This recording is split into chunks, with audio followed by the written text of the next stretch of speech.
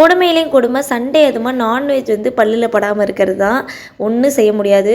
வெள்ளி செவ்வாய் புரட்டாசி எதுவுமே வந்து பார்க்க மாட்டாங்க. அம்மா வீட்டில் இருந்த வரைக்கும் எல்லா நாளும் நான்வெஜ்லேயே புரண்டு குளிப்போம்.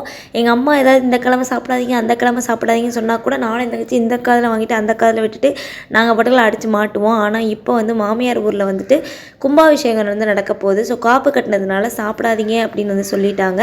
நாங்கள் இங்கே தான் இருக்கோம், இருந்தாலும் வந்து அதெல்லாம் ஃபாலோ பண்ணுன்னு சொன்னதுனால நேற்று வந்து உப்புமா தான் வந்து செஞ்சேன். ஏன் வேறு ஏதாவது டிஃப்ரெண்ட்டாக நீங்கள் வந்து டிஷ் ரெடி பண்ணியிருந்துருக்கலாமே அப்படின்னு சொல்லி நீங்கள் கேட்கலாம். நம்மளோட நேற்று வந்து சண்டை, நம்ம எதில் அவங்கள செய்கிறது அப்படின்னு யோசிச்சப்போ சரி உப்புமாவில் செஞ்சு விட்ருவோம் அப்படின்னு சொல்லிட்டு நேற்று வந்து உப்புமாவை கிண்டி அவங்கள வந்து வச்சு செஞ்சாச்சு. கரெக்டாக பார்த்திங்கன்னா அரிசி வந்து காலியாக போயிடுச்சு. இருந்த கொஞ்சம் நஞ்சு அரிசியை வச்சு புள்ள குட்டிங்களுக்கு மட்டும் பச்சை பயிர் சாப்பாடு மாதிரி ரெடி பண்ணி ஊட்டி விட்டுட்டேன். இந்த மாதிரி சுச்சுவேஷனில் உங்கள் ஹஸ்பண்ட் எப்படி வச்சு செய்வீங்க அப்படின்றத கமெண்ட் செக்ஷனில் வந்து சொல்லுங்கள். And Valentine's day surprise video Saturday வந்து போஸ்ட் பண்ணியிருக்கேன், மறக்காமல் செக் பண்ணி பாருங்கள்.